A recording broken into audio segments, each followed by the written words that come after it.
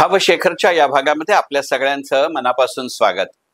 आपला भावशेखरचा आजचा विषय लोकमान्य टिळक आणि योगी अरविंद. लोकमान्य टिळक आणि योगी अरविंद. भावशेखरच्या आधीच्या भागामध्ये मी म्हटल्यासारखं 1 ऑगस्ट ते 10 ऑगस्ट हे सलग 10 दिवस आपण लोकमान्य टिळकांचा वेगवेगळ्या बाजूनी वेगवेगळ्या पैलूंनी या 10 व्हिडिओमध्ये विचार करणार आहोत. यातल्या पहिल्या 3 दिवसांमध्ये अर्थकार आणि लोकमान्य असं सूत्र घेत आपण काही विचार व्यक्त केले. काल, आज आणि उद्या तौलनिक लोकमान्य असं सूत्र घेत आपण कालच्या भागामध्ये समर्थ रामदास आणि लोकमान्य टिळक असा तुलनात्मक विचार केला. आजच्या व्हिडिओमध्ये लोकमान्य टिळक आणि योगी अरविंद असा विचार करण्याचा माझा विचार आहे आणि उद्याच्या व्हिडिओमध्ये लोकमान्य टिळक आणि स्वामी विवेकानंद असा सूत्र किंवा विषय असेल. आजचा विषय लोकमान्य टिळक आणि योगी अरविंद. अगदीच लोकमान्य टिळक आणि समर्थ रामदासांसारखे ते दोन वेगवेगळ्या काळातली ही व्यक्तिमत्व नाहीत. कालच्या व्हिडिओमध्ये म्हटलं तसं समकालीनांमधली एका अर्थानं आणि काही काळ का होईना समवृत्ती असलेले अशा या दोघांमधली तुलना आहे. तशा अर्थी पाहिलं तर भारतीय राजकारणामध्ये योगी अरविंदांना लोकमान्य टिळकांचा शिष्य असं म्हटलं पाहिजे. म्हणजे जर समर्थ रामदासांचे परात्पर शिष्य असं लोकमान्यांचं वर्णन करता आलं तर लोकमान्यांचे प्रत्यक्ष शिष्य अशा अर्थाने योगी अरविंदांचा विचार करता येईल. साहजिकच शिष्यत्व हे वैचारिक जास्त आहे या दोघांमधलं. कारण लोकमान्य टिळक हे पूर्ण वेळ राजकारणी होते आणि पूर्ण आयुष्यभर ते राजकारणी राहिले.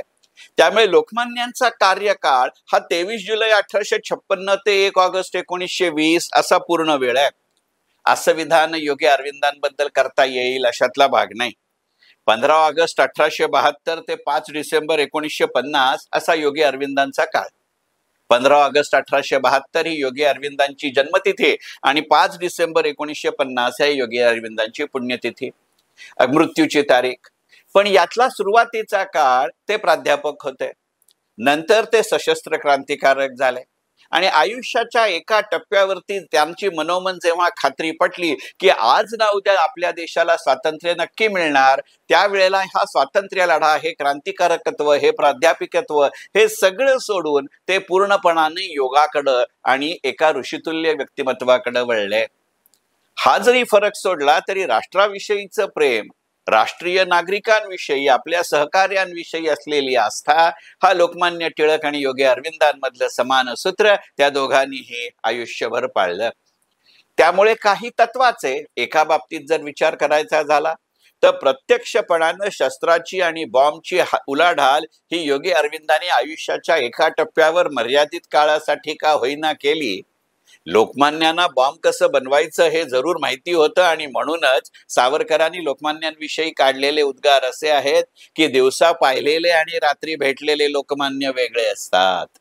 परंतु त्याच्या मागची गणना मग ते नेपाळमध्ये कौलाचा कारखाना आहे असं दाखवत निर्माण केलेली शस्त्रांची निर्मिती असेल किंवा ब्रिटनमध्ये इंडिया हाऊसमध्ये राहताना कशा पद्धतीनं बॉम्बचा अभ्यास आणि निर्मिती करता येईल याबद्दलची संरचना असेल, हे लोकमान्यांचं पडदाआडचं कर्तृत्व नक्की आहे. परंतु प्रत्यक्ष बॉम्ब हाताळणं, शस्त्र हाताळणं याचा योगी अरविंदांचा अनुभव जास्त आहे. म्हणजे कृती हे योगी अरविंद आहे, कृती मागचा आचार आणि विचार आणि त्या कृतीच्या आधीची, कृतीची आणि नंतरची जबाबदारी हे लोकमान्य टिळकांचं कार्यक्षेत्र आहे. आणि म्हणून यदी फडके लोकमान्य टिळक आणि क्रांतिकारक या त्यांच्या पुस्तकामध्ये असं म्हणतात की दिलेल्या सल्ल्याची सदा सर्व काळ उघड आणि छुपेपणानं पूर्णार्थानं जबाबदारी घेणारा एकमेव भारतीय स्वातंत्र्य लढाचा नायक म्हणजे लोकमान्य बाळ गंगाधर टिळक. आणि या नायकाचा शिष्य शोभेल अशी व्यक्ती म्हणजे योगी अरविंद. या पार्श्वभूमीवरती लोकमान्य टिळक आणि योगी अरविंद असा विचार करत असताना लक्षात येणारी गोष्ट अशी की 23 जुलै 1856 ही लोकमान्यांची जन्मतारीख, तर 15 ऑगस्ट 1872 ही योगी अरविंदांची जन्मतारीख. लोकमान्यांचा मृत्यू 1 ऑगस्ट 1920 ला झाला तर 5 डिसेंबर 1950 म्हणजे लोकमान्यांच्या मृत्यूनंतर जवळजवळ 30 वर्ष असा वर्षांनी योगी अरविंदांचा मृत्यू झाला. या दोघांच्याही जीवनामध्ये गीता, भगवद्गीता याचं प्रचंड मोठं साधर्म्य आहे. गीतेवरचं लोकमान्यांचं अप्रतिम पुस्तक म्हणजे गीता रहस्य. ते गीता रहस्य इतकं आहे की हेनरी नेव्हिन्सन नावाचा ब्रिटिश इतिहासकार असं म्हणतो की भगवद्गीता आणि टिळकांचा कर्मयोग म्हणजे गीता रहस्य. लोकमान्यांनी तसाही गीतेचा अर्थ हा कर्मपर लावलाय. योगी अरविंदांनी एका टप्प्यापर्यंत गीतेचा अर्थ कर्मपर लावलाय, नंतरच्या टप्प्यामध्ये योगी अरविंदांनी गीतेचा अर्थ हा मर्मपर लावलाय. योगी अरविंदांच्या एसेज ऑन गीता हे जर तारीखवार वाचत गेलं तर योगी अरविंदांच्या भूमिकेमध्ये फरक पडत गेलेला लक्षामध्ये येतो. पण दोघांनीही त्या त्या विषयाचं त्या त्या वेळेला आपल्या आपल्या वृत्तीनुसार आणि उद्देशाने केलेलं गीतेचं विवरण हे गणित फार चांगलं आहे. मला फार मनामध्ये येतं की एकाच वेळेला कर्मपर गीता, द्वैतपर गीता, अद्वैतपर गीता, भक्तीपर गीता, शक्तीपर गीता आणि स्तुतीपर गीता असा जर विचार केला तर गीतेची वेगळी रूपं दिसतील का? म्हणजे एकदाच योगी अरविंदांचं भगवद्गीता, लोकमान्यांचं गीता रहस्य आणि विनोबा भाव्यांची गीता प्रवचने आणि गीताई असं वाचलं तर? कारण या दोघांच्या बाबतीतला साम्य किंवा फरक सांगताना लक्षात येणारी गोष्ट अशी आहे की टिळकांनी आयुष्यभर गीतेच्या कर्मवादाचं आचरण केलं, पण गीतेवरचं विवरण फक्त गीता रहस्यामध्ये केलं. पण योगी अरविंद आणि विनोबा भावे यांनी मात्र गीतेवरचं विवरण त्यांच्या त्यांच्या आयुष्याच्या 2 टप्प्यांवरती केलं आणि दरम्यानच्या काळामध्ये त्यांच्यामध्ये घडलेली वैचारिक स्थित्यंतर, व्यावहारिक स्थित्यंतर याचं प्रतिबिंब साहजिक त्यांच्या विवेचनामध्ये पडलं का? मी मगाशी म्हटलं तसं योगी अरविंदांच्या एसेज ऑन गीतामध्ये हा फरक जाणवतो. अगदी तशीच स्थिती विनोबा भाव्यांच्या गीताईमध्ये, विनोबा भाव्यांनी धुळ्यामध्ये तुरुंगामध्ये केलेल्या गीतेच्या प्रवचनांमध्ये आणि त्याच वेळेला त्यांनी नंतरच्या काळामध्ये विलूरच्या तुरुंगामध्ये केलेल्या गीतेमधल्या प्रवचनामध्ये दिसते. गीताई आणि गीता रहस्य याची तुलना करणारा एक व्हिडिओ चंद्रशेखर टिळक माझ्या याच युट्यूब चॅनलमध्ये शेखर 64 मध्ये केला होता, त्यामुळे त्याचा समावेश इथे घेत नाही. पण माझा हा मुद्दा जर तुम्हाला विचारात घेण्याजोगा वाटत असेल तर तो व्हिडिओही जरूर ऐका. कार्यकाळाच्या दृष्टिकोनातनं योगी अरविंद आणि लोकमान्य टिळक असा विचार करायचा झाला तर मी मगाशी म्हणलं तसं लोकमान्य पूर्ण वेळ स्वातंत्र्य लढ्यामध्ये कार्यशील होते, अगदी मृत्यूच्या घटिकेपर्यंत. मात्र योगी अरविंदांच्या बाबतीत तसं नाही. जनसंपर्क हा लोकमान्यांचा श्वास होता. योगी अरविंदांनी आधी तुरुंगात आणि नंतर मठामध्ये मात्र पूर्णपणाने एकांतवासाला प्राधान्य दिलेलं आहे. ते जोपर्यंत सशस्त्र क्रांतिकार्यामध्ये सहभागी होते त्यावेळेला वेगळ्या कारणासाठी त्यांनी जनसंपर्क टाळला. तुरुंगवास घडल्यानंतर त्यांची जशी ध्यानधारणा वाढायला लागली तशी आधी तुरुंगात आणि नंतरच्या मठामध्ये जनसंपर्कापेक्षा एकांतवासावरती दिलेला भर आहे आणि इथे योगी अरविंद आणि लोकमान्य यांच्या कार्यशैलीतला फरक जाणवतो. दोघांचाही आपल्या पत्नीशी संबंध अशा पद्धतीने जर विचार केला तर इथे 3 मुद्द्यांवरती योगी अरविंद आणि लोकमान्य टिळक यांच्यामध्ये साम्य आहे. साहजिकच आजच्या काळा इतकं एकमेकांविषयीच्या भावना उघडपणे व्यक्त करण्याचा तो काळही नव्हता आणि त्या दोघांची ती वृत्तीही नव्हती. पण लोकमान्य टिळक आणि योगी अरविंद हे दोघेही आपल्या पत्नीच्या मृत्यूनं हळवे झालेत. या दोघांनीही त्यांना आपापल्या भूमिका पत्नीला स्पष्ट केलेत आणि या दोघांनाही त्यांच्या पत्नीची तशा अर्थाने साथ नसली तरी विरोधही नव्हती. त्या पत्नी म्हणून होत्या म्हणून हे त्यांचं कार्य करू शकले हे निसंदिग्धपणाने लोकमान्य टिळक आणि योगी अरविंदांनी वेळोवेळी स्पष्ट केलेलं आहे. दोघांच्याही बाबतीत जसं पत्नीच्या बद्दलच्या भूमिकेमध्ये हे साधर्म्य आहे तसं लोकमान्य टिळक आणि योगी अरविंद आणि त्यांचे आई वडील याच्यामध्येही साम्य आहे. या दोघांवरतीही आई वडिलांचा सहवास नाही पण प्रभाव आहे आणि त्यातही विशेषतः वडिलांचा प्रभाव जास्त आहे हे या दोघांच्यातलं साम्य आहे. व्यायाम आणि योग या निकषावरती लोकमान्य टिळक आणि योगी अरविंदांचा विचार करायचा झाला तर आयुष्याच्या पूर्वार्धात लोकमान्यांनी याला फार मोठं प्राधान्य दिलंय, तर मध्यम वयापासून उत्तरार्धामध्ये योगी अरविंदांनी व्यायाम आणि योग याला महत्व दिलंय.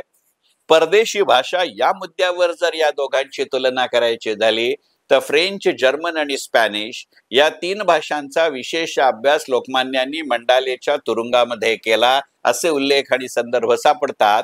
पण त्याच्या आधीच्या काळामध्ये काही प्रमाणात तरी त्यांना त्या भाषा अवगत होत्या. विशेषतः जर्मन आणि मॅक्स मुल्लर आणि जर्मन भाषेमध्ये मॅक्स मुल्लरनं लिहिलेली गीतेवरची टिपण्या याचा लोकमान्यांनी अभ्यास केला असा उल्लेख गीता रहस्याच्या निर्मिती प्रक्रियेमध्ये सुद्धा आहे. याच्या उलट मुळातच योगी अरविंदांचं संपूर्ण शिक्षण हे इंग्लंडमध्ये झालंय. फ्रेंच, जर्मन आणि लॅटिन या भाषांवरती योगी अरविंदांचं प्रचंड प्रभुत्व होतं. संपूर्णपणानं स्वातंत्र्य युद्धात येण्यामध्ये बडोद्याच्या ज्या वास्तव्यामध्ये ते प्राध्यापक होते त्यावेळेला कॉलेजमध्ये, विद्यापीठामध्ये फ्रेंच, लॅटिन आणि जर्मन या 3 भाषा योगी अरविंद शिकत होते. आपल्या भाषेवरती प्रेम करताना परकी भाषेतलं ज्ञान काय आहे हे जाणून घेतलं पाहिजे.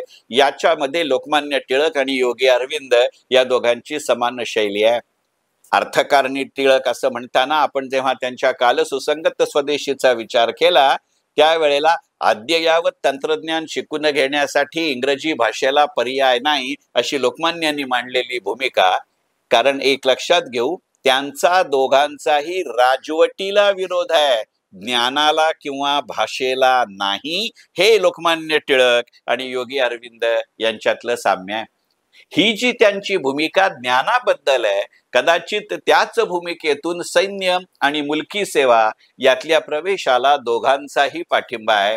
लोकमान्यांच्या बाबतीत जशा घटना सी.डी. देशमुखांबद्दल सांगितल्या जातात तशाच पद्धतीनं आज ना उद्या कधी ना कधीतरी आपला देश नक्की स्वतंत्र होणार या कल्पनेवरती संकल्पना म्हणूनही, सवय म्हणूनही, विचार म्हणूनही, ध्येय म्हणूनही, धारणा म्हणूनही, निष्ठा म्हणूनही या दोघांचा पूर्ण विश्वास होता. आणि मग स्वतंत्र देश झाल्यानंतर संरक्षणासाठी लष्करही हवं आणि प्रशासकीय सेवाही हवी. अशा दृष्टिकोनातनं योगी अरविंद आणि लोकमान्य टिळक यांनी या गोष्टींचा विचार केलाय. ही जर त्यांची कार्यशैली असेल तर इतर मंडळी त्यांच्याकडे कशी बघत होती हाही मुद्दा जरूर लक्षात घेण्याजोगा आहे. मगाशी ज्या हेनरी नेव्हिन्सन या ब्रिटिश पत्रकाराचा मी उल्लेख केला त्यांनी 1907 या एकाच साली योगी अरविंद आणि लोकमान्य टिळकांचं वर्णन 2 वेगवेगळ्या लेखामध्ये केलंय. एकाच वर्षात एकाच पत्रकारांनी एकाच देशातल्या 2 नेत्यांविषयी केलेलं विधान, त्यामुळे ते जास्त कम्पेरेबल किंवा तुल्यबळ आहे. हेनरी नेव्हिन्सन 1907च्या त्यांच्या लेखामध्ये लोकमान्य टिळकांविषयी असं म्हणतात, निस्संदिग्ध, पारदर्शी, प्रामाणिक, बुद्धिमान, धाडसी आणि धोरणी व्यक्तिमत्व म्हणजे लोकमान्य बाळ गंगाधर टिळक. मी पुन्हा म्हणतो, 1907 सालच्या हेनरी नेव्हिन्सन या ब्रिटिश पत्रकारांनी लिहिलेल्या लेखात ते लोकमान्यांचं वर्णन असं करतात, निस्संदिग्ध, पारदर्शी, प्रामाणिक, बुद्धिमान, धाडसी आणि धोरणी व्यक्तिमत्व म्हणजे लोकमान्य टिळक. तर तोच हेनरी नेव्हिन्सन 1907 सालीच लिहिलेल्या योगी अरविंदांबद्दलचं वर्णन करताना म्हणतो, सर्वार्थानं भारतातला अत्यंत भयंकर माणूस म्हणजे योगी अरविंद. जसं 1907 मधलं हे साम्य आहे तसं 1905 हे वर्ष लोकमान्य टिळक आणि योगी अरविंद यांचं त्यांचं तत्कालीन राजकारण हे एका वरच्या टप्प्यावरती पुढच्या पातळीवरती नेणारं वर्ष आहे. बंगालची फाळणी आणि प्लेग या 2 घटनांमुळे या दोघांच्याही राजकारणाचा आणि क्रियाशीलतेचा वेग, आवेग, प्रवेग आणि प्रभाव वाढला. हे वर्ष त्या दृष्टीनं महत्वाचं आहे. काँग्रेस बाबत या दोघांची असलेली भूमिका हाही एक जरा वेगळ्या अर्थाचा तुलनेचा मुद्दा आहे. लोकमान्यांनी काँग्रेस सुरू केली, काँग्रेसमध्ये काम सुरू केलं. काही बाबतीत काही काळानंतर त्यांचं जे पक्षाबाहेरचंही असलेलं लोकप्रियता आणि डायरेक्ट अपील होतं त्यामुळे त्यांना काँग्रेस सोडावी लागली. लखनौ काँग्रेसच्या वेळेला लोकमान्य पुन्हा काँग्रेसमध्ये परत आले. म्हणजे प्रसंगी काँग्रेसवर टीका करायलाही का लोकमान्य घाबरले नाहीत आणि योगी अरविंद हे घाबरले नाहीत. काँग्रेसचं वर्णन एका वेळेला लोकमान्य टिळकांनी वार्षिक श्राद्ध असं केलंय. सनदशीर चळवळ व्हावी तितक्या नेटानं होत नाही, 12 महिन्यांनी एकदा एकत्र जमून होणार तरी काय आणि किती, अशी लोकमान्यांची काँग्रेसबद्दलची भूमिका होती. त्या परिस्थितीचं वर्णन करताना धनंजय कीरांनी त्यांनी लिहिलेल्या टिळकांच्या चरित्रामध्ये लिहिलंय की मवाळांना घाई नव्हती आणि टिळकांना उसंत नव्हती, असे टिळक आणि काँग्रेस यांचे संबंध होते. असाच जर विचार योगी अरविंद आणि काँग्रेस याच्या बाबतीत केलं तर योगी अरविंद काँग्रेसचं वर्णन कार्यशैथिल्य आणि चापलुसी यांनी बरबजलेली संघटना असं केलंय. मी त्यावेळेच्या काँग्रेस विषयी म्हणतोय. सभ्य नागरिकांच्या संमेलनातनं स्वातंत्र्य प्राप्तीसारखी कामं होत नसतात, हा योगी अरविंदांचा काँग्रेसवरचा आक्षेप आहे. आणि त्यांची जी रचना होती, कार्यशैली होती, त्याचं वर्णन करताना योगी अरविंद एके ठिकाणी असं लिहितात की मवाळांचं नेतृत्व हे म्हणजे आंधळ्याला मार्ग दाखवण्या इतकंच हास्यास्पद आहे. पण हे दोघही एका टप्प्यावरती तरी काँग्रेसमध्ये होते, ही गोष्ट लक्षात घेण्याजोगी आहे. राजद्रोहाचा खटला हाही एक मुद्दा दोघांच्या मध्ये समानार्थी आहे. राजद्रोहाचा खटला योगी अरविंदांवरती एकदा भरला गेला. राजद्रोहाचा खटला लोकमान्य टिळकांना त्यांच्या आयुष्यामध्ये 3दा सामोरं जावं लागलं. परंतु योगी अरविंदांवरचा आरोप त्या खटल्यामध्ये दुसऱ्यानं स्वतःवरती घेतला आणि पुराव्याअभावी योगी अरविंदांची निर्दोष सुटका झाली. असलं स्वातंत्र्य मात्र लोकमान्यांना नव्हतं. लोकमान्यांवरती राजद्रोहाचे खटले 3दा भरले गेले. पहिल्यांदा 1897 साली, दुसऱ्यांदा 1908 साली आणि तिसऱ्यांदा 1916 साली. कदाचित लोकमान्यांवरचे खटल्याची जबाबदारी किंवा दोष आपल्यावरती घ्यायला अनेक मंडळी तयार असती, परंतु लोकमान्यांनी ते होऊ दिलं नाही आणि त्याकरताची शिक्षाही भोगली. लोकमान्यांचे राजद्रोहाच्या खटल्यातले महत्वाचे वकील हे महमद अली जिना होते. अर्थात स्वतः लोकमान्यांनी एका खटल्यामध्ये स्वतःच्या बचावाचं 21 तास भाषण केलं होतं आणि त्या निमित्तानं मला माझी भूमिका मांडायची जाहीरपणानं संधी सरकार देतंय, त्याचा फायदा मी का करून घेऊ नको, असं त्यांनी महमद अली जिनांना दिलेलं उत्तर होतं. राजद्रोहाच्या खटल्यामध्ये योगी अरविंदांचं वकीलपत्र देशबंधू चित्तरंजन दास यांनी सोडवलं होतं. योगी अरविंदांचा माझं म्हणणं किंवा माझी भूमिका हा अखिल मानवतेचा आवाज आहे, हे विधान जसं राजद्रोहाच्या खटल्यातलं प्रसिद्ध आहे, तसं मी निर्दोष आहे यापेक्षा सर्वोच्च न्यायालयामध्ये ती भूमिका असेल, असं लोकमान्यांचं विधान प्रसिद्ध आहे. या दोघांनीही एका वेगळ्या अर्थी वेगवेगळ्या शब्दात आपली भूमिका राजद्रोहाच्या खटल्यात स्पष्ट करताना या खटला भरा किंवा भरू नका, चालवा अथवा चालवू नका, दोषी ठरवा अथवा ठरवू नका, स्वातंत्र्याचा उच्चार करणं हा राजद्रोह असेल तर तो मी केला आहे, असं लोकमान्य टिळक आणि योगी अरविंद हे दोघंही ठासून सांगतात. फक्त लोकमान्यांना शिक्षा भोगावी लागली आणि अरविंदांना नाही, हा या दोघांच्या मधला साम्य किंवा फरक आहे. असा जेव्हा आपण विचार करत असतो त्यावेळेला अजून एका मुद्द्याच्या बाबतीतला विचार करू. स्वामी विवेकानंद हे व्यक्तिमत्व योगी अरविंद आणि लोकमान्य टिळक यांच्यामध्ये एक समान दुवा आहे. योगी अरविंदांनाही स्वामी विवेकानंदांनी लोकमान्यांना एकांतवास स्वीकारायला सांगितला होता, लोकमान्यांनी तो नाकारला. पण योगी अरविंदांनी तुरुंग आणि नंतरच्या योग साधनेमध्ये आपल्याला स्वामी विवेकानंद प्रत्यक्ष समोर दिसले आणि मार्गदर्शन केलं, असं लिखाण नंतरच्या काळामध्ये केलंय. बिपिनचंद्र पाल हे लालबाल पाल मधले लोकमान्यांचे सहकारी होते, तर योगी अरविंदांचा पत्रकारितेतला प्रवेश हा बिपिनचंद्र पालांमुळे झालाय. लोकमान्य टिळक आणि योगी अरविंद यांचा परस्पर संबंधांचा विषयही जरूर बघण्याजोगा आहे. सुरत काँग्रेस हा त्याचा बिंदू आहे, गुरु शिष्य नातं हा त्याचा बिंदू आहे, बडोदा प्लांचेट त्याच्याविषयी मी समारोपाच्या वेळेला बोलतो. आणि या बाबतीतल्या दोघांच्याही बाबतीतली भूमिका लक्षात घेण्याजोगी आहे आणि ते कदाचित गुरु शिष्य संबंधाचं गणित असेल. हिंसा अहिंसा बहिष्कार यातला कोणताही मार्ग स्वातंत्र्य प्राप्तीसाठी स्वीकारायची लोकमान्य टिळक आणि योगी अरविंद या दोघांची ही तयारी होती. स्वराज्य स्वदेशी आणि बहिष्कार या सूत्रीवरती दोघांचाही विश्वास होता. डिसेंबर 1907 मधली सुरत काँग्रेस हाही दोघांच्यातला समान बिंदू आहे. त्या काँग्रेसला टिळकांनी योगी अरविंदांना पत्र लिहून बोलवून घेतलं होतं आणि राष्ट्रीय गटानं भरलेल्या सभेचे योगी अरविंद हे अध्यक्ष होते, हे गणित लक्षात घेण्याजोग आहे. त्यावेळेला लोकमान्य टिळकांनी सुरत काँग्रेसला जोडून बडोदा, मुंबई, पुणा, नाशिक आणि अमरावती या ठिकाणी लोकमान्य टिळकांनी अरविंदांची भाषणं घडवून आणली होती. टिळकांच्या प्रभावी कर्मयोगामुळे महाराष्ट्रातून योगी अरविंदांच्या पांडेश्वरीच्या आश्रमात त्याही वेळी काही लोक गेलेले होते. 1920 साली लोकमान्यांच्या सांगण्यावरून जोसेफ बॅप्टिस्टांनी पत्र लिहून योगी अरविंदांना राजकारणात परत येण्याची आणि मुंबईच्या नॅशनलिस्ट पार्टीच्या पत्रिकेच्या संपादनाची धुरा पुन्हा एकदा स्वीकारण्याची विनंतीही केलेली होती. योगी अरविंदांनी ती स्वीकारली नाही, ही गोष्ट वेगळी. या व्हिडिओच्या समारोपाकडे येताना ज्योत्स्ना देवधर यांनी उत्तर योगी या त्यांच्या कादंबरीमध्ये पान नंबर 20-21 वरती दिलेल्या पान नंबर 20, 21 आणि 27 या पानांवरती दिलेला एक प्रसंग सांगतो आणि या व्हिडिओचा समारोप करतो. उत्तर योगी हे त्या कादंबरीचं नाव. ज्योत्स्ना देवधर या त्याच्या लेखिका. बडोद्यामध्ये योगी अरविंद आणि त्यांचा धाकटा भाऊ बारीन हे प्लांचेट करत असत. त्यांनी त्यांचे वडील डॉक्टर कृष्णघन घोष यांना एकदा प्लांचेटवरती बोलावलं आणि त्यावेळेला त्यांनी लोकमान्यांविषयी काही प्रश्न आपले वडील डॉक्टर कृष्णघन घोष यांना काही प्रश्न विचारले होते.